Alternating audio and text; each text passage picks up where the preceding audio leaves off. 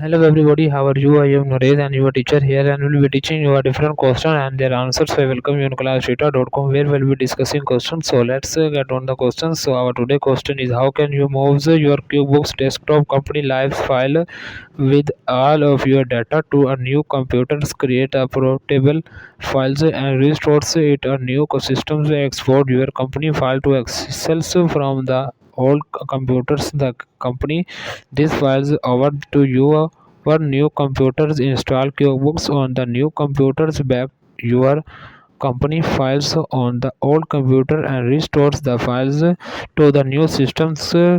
Condense the data file on the old computer to the drive space, backup the files and then the restores the condensed data files to the new computer. The correct answer of the question is create a portable file and restores it to the new system. So that the answer of the question. If you are searching any other question, please visit www.classrita.com and find on the search sections. If you have any question to ask, there are sections on the right side of the website.